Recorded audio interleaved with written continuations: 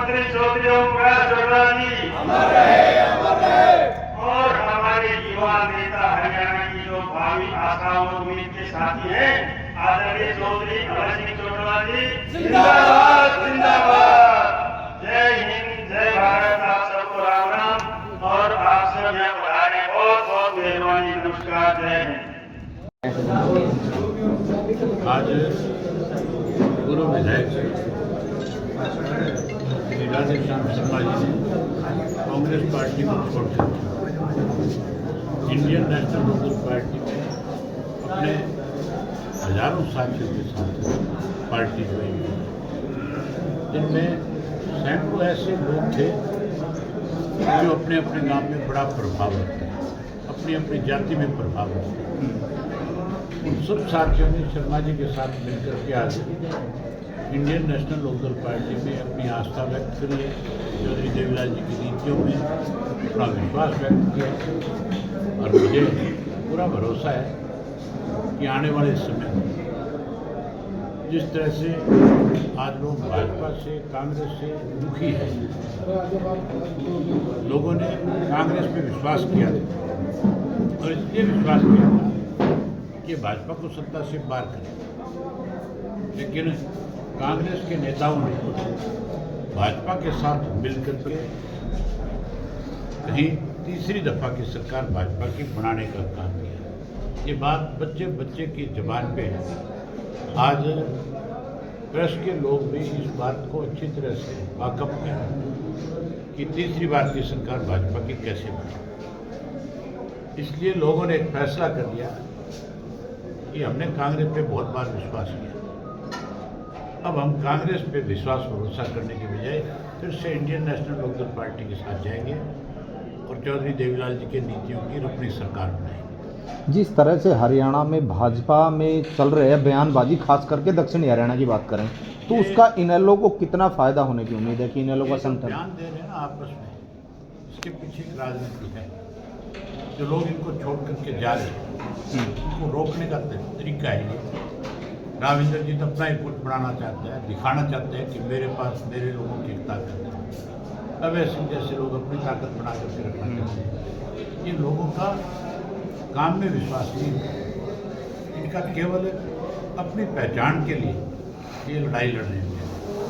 आने वाले समय में इनकी पहचान तो बहुत दूर की चीज़ है, भाजपा की पहचान खत्म हो जाएगी। भाजपा के कुछ नेता अपने ही खुद के प्रोजेक्ट के ऊपर उंगलियां उठा रहे हैं। पूर्व तो मैंने बताया आपको, अभी यही बात बताई, क्लियर करिए कि ये सिर्फ अपनी पहचान के लिए लड़ रहे हैं। अब इनकी पहचान खत्म हो रही है, लोगों का विश्वास इनसे उठ रहा है। अभय जी, जिस प्रकार ब्राह्मण नेताओं की इनेलो में ज्वाइनिंग हो रही है उसके ऊपर क्या कुछ कहना चाहेंगे? भाजपा ने जात पात की राजनीति, कांग्रेस ने, चौधरी देवीलाल ने अपने जीवन में कभी भी जात पात की राजनीति 36 जात को साथ लेकर के चले। हमने कमजोर वर्ग को हमेशा ताकतवर बनाया। ब्राह्मण समाज तो अपने आप में एक बड़ी ताकत है और ब्राह्मण समाज ने हमेशा हमें आशीर्वाद देकर के रखा। हमने भी ब्राह्मण समाज को बहुत मान किया। अब कुछ ब्राह्मण नेताओं के जरिए, जो स्वयं नेता है, उनके जरिए आज जाट और ब्राह्मण को लड़ाने का एक नया तरीका निकालने की कोशिश करी पिछले दिन, जिसमें गौतम ने डायरेक्टली कटाक्ष किया और केवल ये गेम थी कि किसी तरीके से जाट के साथ ब्राह्मण को लड़ाया जाए। लेकिन ब्राह्मण बुद्धिमान कौम है सबसे ज़्यादा, ब्राह्मण के बिना तो हमारा गुजारा ही नहीं है। हमारे यहाँ तो घर में बच्चा पैदा होता है तो सबसे पहले ब्राह्मण की एंट्री है, शादी होती है तो एंट्री है, और अगर कोई परमात्मा को प्यारा होता है तो फिर ब्राह्मण की जरूरत पड़ती है। हमारा तो मतलब आपसी जो संबंध है वो अटूट है, इसको कोई अलग नहीं कर सकता। जेजेपी का क्या वजूद रहेगा कि भविष्य में? तू ही बता दे।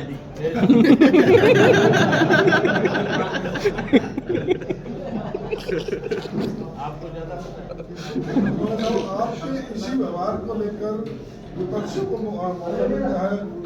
आपका ये व्यवहार अखिलेश से क्यों रहता है पत्रकारों के सवालों में? ये मैंने क्या गलत कहा? हमने पूछा कि आप हरियाणा की राजनीति कर रहे हैं, पार्टी का आपका वजूद बढ़ता जा रहा है, जेजेपी भी एक पार्टी है, तो हम पूछ रहे हैं कि उसका वजूद क्या रहेगा आपके लिए? कोई बात नहीं, एक पार्टी है, पार्टी थी, मैं यही पूछना चाह रहा हूँ। MLA नहीं है, तो इस वजूद का आपको मेरे ज्यादा पता है। ये उंगली मेरे साथ क्यों कर रहा है? ठीक है, तो सम्मान के योग इंडियन नेशनल लोकल पार्टी के प्रदेश के अध्यक्ष,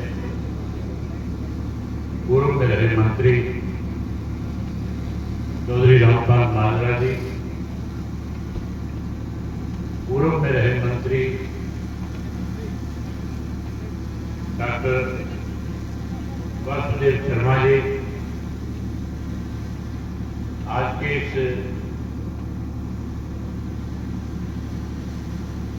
आयोजन के संयोजक, आपके अपने सदा आपके बीच में रहकर के आपकी सेवा करने वाले श्री राधेश्याम शर्मा जी, जिला के अध्यक्ष भाई सुरेंद्र कौशिक जी, प्रदेश के लीगल सेल के संयोजक जसवीर ढीलों जी, पब्लिक सर्विस कमीशन के पूर्व में रहे सदस्य सत्यवीर बडेसरा जी, पूर्व में रहे विधायक रणवीर मंदोला जी, विधायक भरत सिंह छोकर जी, के अध्यक्ष श्री सतपाल किल्रो जी, अध्यक्ष लाला सत्यनारायण गुप्ता जी, के प्रवक्ता नवनीत ढीलों जी, प्रदेश कार्यकारिणी के सदस्य छोटेलाल गहरी जी, प्रदेश सचिव आनंद शिवराण जी, मंच में मेरे साथ बैठे हुए पार्टी के प्रदेश के जिला के हल्का स्तर के सभी नेतागण, आज के इस कार्यक्रम में आए हुए नांगल चौधरी विधानसभा क्षेत्र के अलग अलग गांव से आए हुए आदरणीय बुजुर्गों, नौजवान साथियों, पत्रकार सहायता दोस्तों, सबसे पहले तो मैं उन सब साथियों का स्वागत करता हूं। सबसे पहले आपको नव वर्ष की हार्दिक शुभकामनाएं देता हूं। परमपिता परमात्मा से प्रार्थना करता हूं कि नया साल आपके लिए मंगलमय हो, नव वर्ष आपके लिए शुभमय हो, नए साल में आपके खेत की अच्छी फसल हो, आपके परिवार में खुशियां आए, आपका भाईचारा बढ़े, इंडियन नेशनल लोकल पार्टी का मजबूत संगठन खड़ा हो, चौधरी देवीलाल जी की नीतियों की सरकार हरियाणा प्रदेश में 2029 में बढ़े, इसकी कामना करता हूं। उसके साथ साथ आज जिन साथियों ने श्री राधेश्याम शर्मा जी के साथ इंडियन नेशनल लोकल पार्टी में अपना विश्वास व्यक्त किया, चौधरी देवीलाल जी की नीतियों में विश्वास व्यक्त किया, जिन्होंने मुझे मान और सम्मान की पगड़ी खट्टा भी नहीं बात या प्रेस क्लब को कोई बात नहीं है। उन सबका बहुत बहुत स्वागत करता हूं, अभिनंदन करता हूं। इससे पहले जो बोलने वाले साथी थे, उन्होंने आपके सामने प्रदेश में आज किस किस्म के हालात है, हम किन परिस्थितियों से गुजर रहे हैं, आज प्रदेश किस ओर जा रहा है, ये सारी बातें बहुत खुल करके आपके सामने रखी। अगर मैं उन्हीं बातों को दोहराऊंगा तो बहुत लंबा समय लग जाएगा। मैं सबसे पहले तो पंडित जी का आभार व्यक्त करता हूं कि जिन्होंने आज मुझे आपके बीच में बुलाकर के आशीर्वाद देने का काम किया। मुझे अच्छी तरह से याद है जब सन 1987 का चुनाव था, आदरणीय स्वर्गीय चौधरी देवीलाल जी ने पंडित भगवत शर्मा जी से बातचीत करी, उन्हें बुला करके अपनी तरफ से उनको ऑफर दी और कहा कि पंडित जी, अगर आपका आशीर्वाद मुझे मिल गया, आप और मैं दोनों अगर इकट्ठे हो गए, तो फिर इस प्रदेश के अंदर बहुत बड़ा तख्ता पलट होगा। न केवल कांग्रेस सत्ता से बाहर जाएगी, बल्कि देश के अंदर एक ऐसा संदेश जाएगा कि देश से भी कांग्रेस पार्टी सत्ता से बाहर हो जाएगी। भगवत लाल शर्मा जी ने चौधरी साहब के सामने अपनी तरफ से कुछ प्रस्ताव रखे। चौधरी देवीलाल जी, मैं उन दिनों चौधरी देवीलाल जी के साथ रहता था।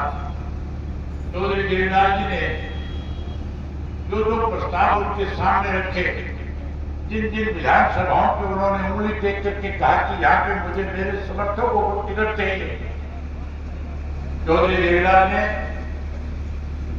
उनके आदेश को तुरंत मानते हुए हाँ कर दी और भगवत लाल शर्मा जी ने ब्राह्मण समाज के 6 लोगों की टिकट के लिए चौधरी देवीलाल को अपना प्रस्ताव दे दिया। चौधरी देवीलाल ने 6 ब्राह्मणों को टिकट दी। हालात ऐसे हो गए थे कि चलते चुनाव के अंदर जब टिकटों का बंटवारा हुआ था, जब टिकटें बांट दी गई थी, पंडित भगवत लाल शर्मा और चौधरी देवीलाल के बीच मनमुटाव हो गया। बहुत सारे नेताओं ने आकर के चौधरी देवीलाल से कहा कि चौधरी साहब, जो भगवत लाल शर्मा जी ने आपको जो टिकटों के लिए आपसे कहा था, जो टिकटें आपने उनके भगवत लाल शर्मा के कहने से सौंप दी, अगर ये लोग जीत करके आ गए तो कल को आपकी सरकार चलने में दिक्कत पैदा कर सकते हैं। चौधरी देवीलाल ने कहा कि मेरा और भगवत लाल का तो मनमुटाव हो सकता है, लेकिन मैंने जो फैसला ले लिया, मैंने जो लोगों के बीच में जाकर के वायदा कर दिया, मैंने जो भगवत लाल को आश्वासन दे दिया, उसको पूरा करने का काम करूंगा। और उन्होंने 6 ब्राह्मण नेताओं को न केवल एमएलए बनाया, बल्कि विधानसभा में मंत्री के पदों पर बैठा करके प्रदेश की सेवा करने का मौका देने का काम किया। आज साथियों, भारतीय जनता पार्टी जो है, कहीं ना कहीं उन्होंने मजहब, धर्म और जाति के नाम पे बांट करके राजनीति कर रही है। आज अलग अलग लोगों को खड़ा करके पीठ पे हाथ रख करके हरियाणा प्रदेश में 35-36 हजार के नारे लगाए जाते हैं। आपको याद होगा, पहले राजकुमार सैनी को आगे किया गया था। राजकुमार सैनी से कहा गया था, जो मेंबर पार्लियामेंट था बीजेपी का कुरुक्षेत्र से, क्या आप हरियाणा प्रदेश में जाओ, बैकवर्ड का और जनरल का नारा लगाने का काम करो। उन्होंने पूरे प्रदेश के अंदर जात जाति को टारगेट करते हुए कहीं ना कहीं हरियाणा प्रदेश का माहौल खराब करने का काम किया। उसके बाद अब फिर जब भाजपा की जमीन खिसकती नजर आई, तो रामचंद्र जांगड़ा जैसे से कहा कि आप भी जैल खोलने का काम करो। उसके साथ साथ रामकुमार गौतम से भी चीफ मिनिस्टर ने अपनी सभा के अंदर इस भाषा का प्रयोग कराया था कि जाट और ब्राह्मण भी आपस में कहीं ना कहीं विवादित हो जाए, एक दूसरे के सामने खड़े हो जाए, लड़ाने का प्रयास किया। लेकिन मैं बधाई देता हूं वासुदेव शर्मा जी को, बधाई देता हूं मैं राधेश्याम शर्मा जी को, कि जिन्होंने आज जो विवाद खड़ा करना चाहते थे, उस विवाद को खत्म कैसे किया जाए, कैसे ब्राह्मण समाज और जाट समाज को इकट्ठा किया जाए, जिस तरह से इन्होंने मुझे आशीर्वाद दे करके आज इस विवाद को खत्म करने का काम किया, मैं इसके लिए इनका बहुत शुक्रगुजार हूं। मैं इनको बहुत बहुत स्वागत करता हूं, बधाई देता हूं।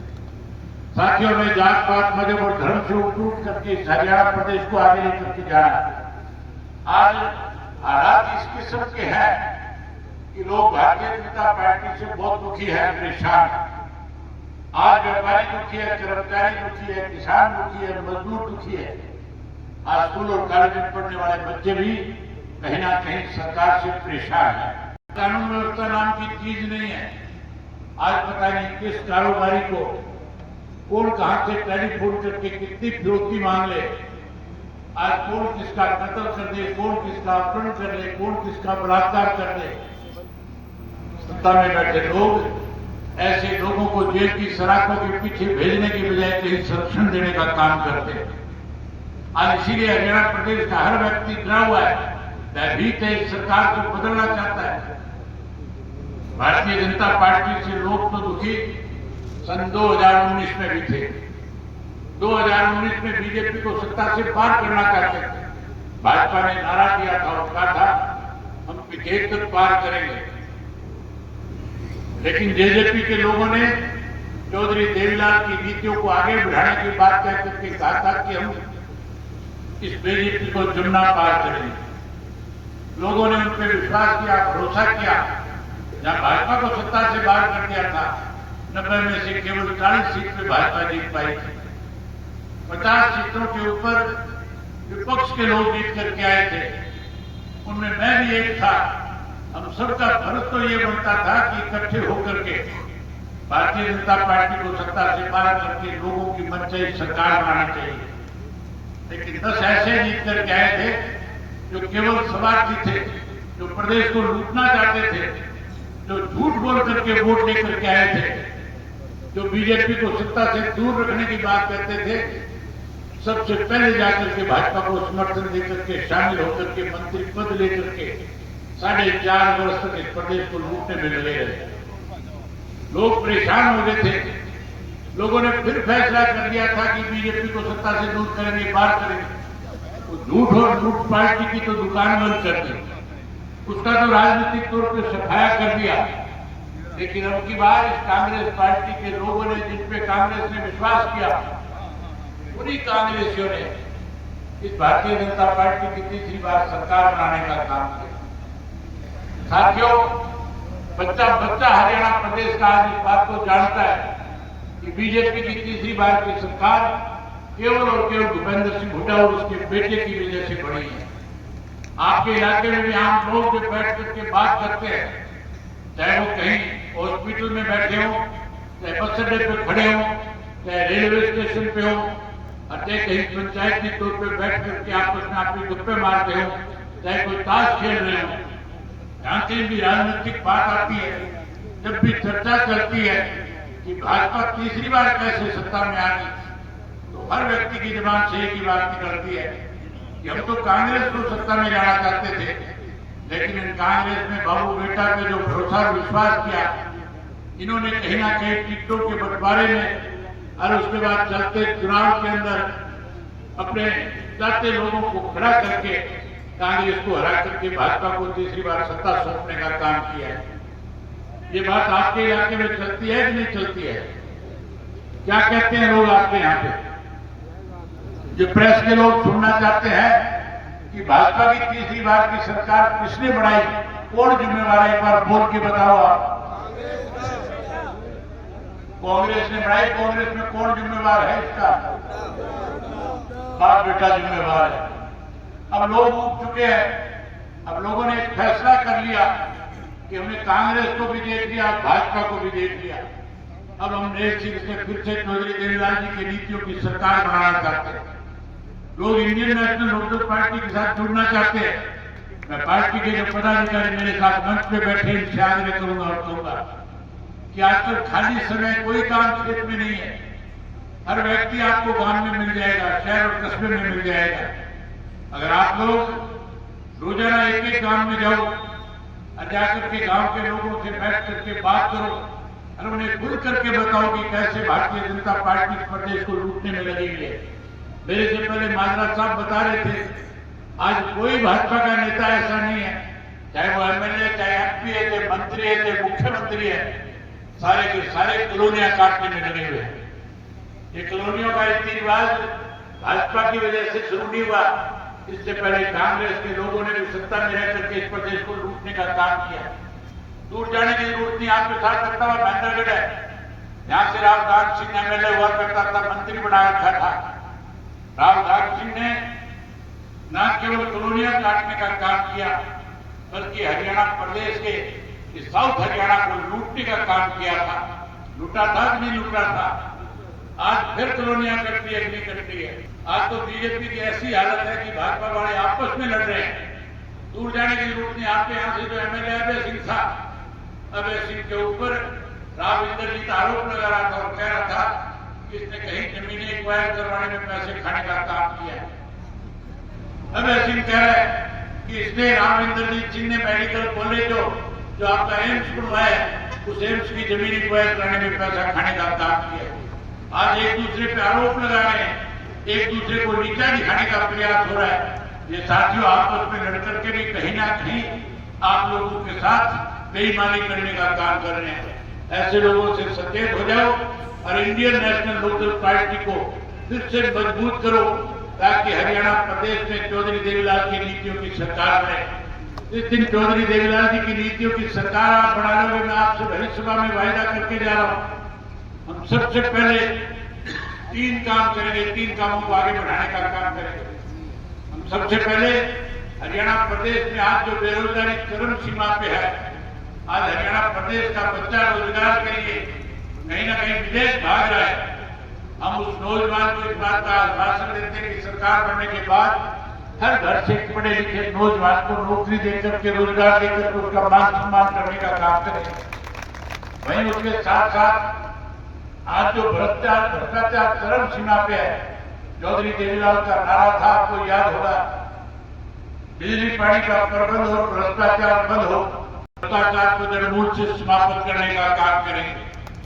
वहीं उसके साथ साथ आपकी सरकार बनने के बाद आज जिस तरह से लूट खसूट है, आज जिस तरह से फिरौतियां मांगी जाती है, आज रोजाना कानून व्यवस्था की धज्जियां उड़ती है, जहां हमारी बहन बेटियां सुरक्षित नहीं है, जहां हमारे हर व्यक्ति को इस बात को लेकर के डर और बहस करना है कि पता नहीं मैं घर कैसे पहुंच पाऊंगा, आपको चिंता करने की जरूरत नहीं होगी। हम बदमाश नाम की चीज हरियाणा प्रदेश में पैदा नहीं है।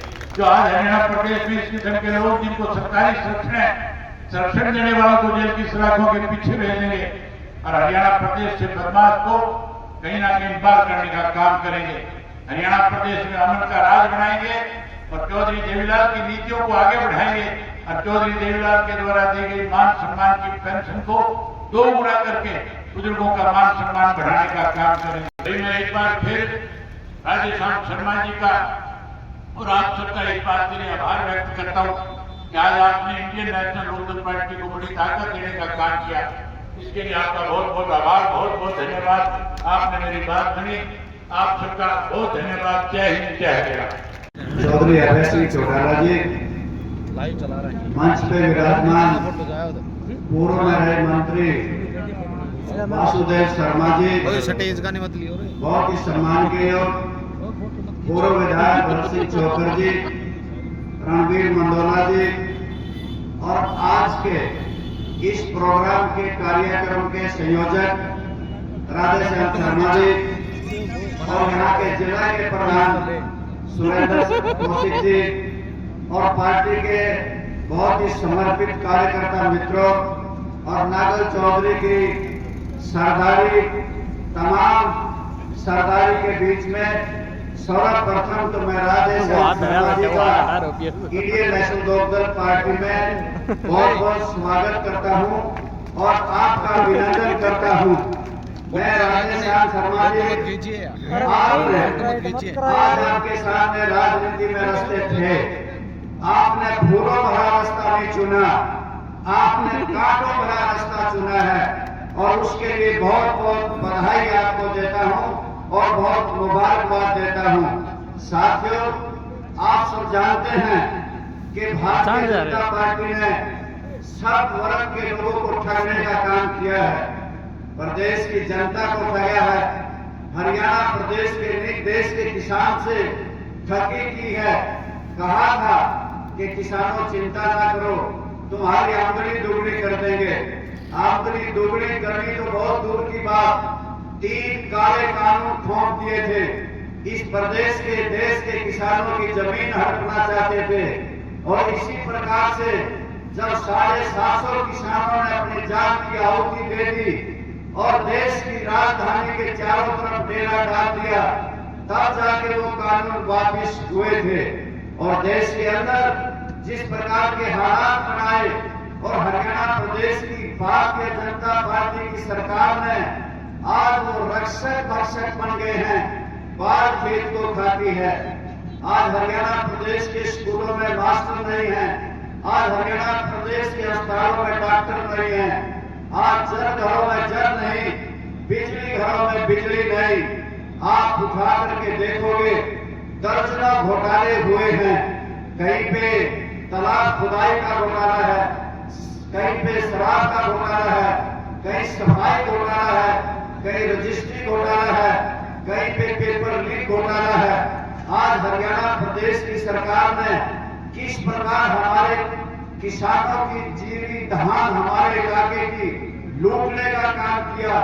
5,000 करोड़ से भी ज्यादा किसानों की धान की खरीद में घपला किया, या बाजरे की खरीद में हेराफेरी करी, यहाँ के किसानों का बाजरा लूट लिया।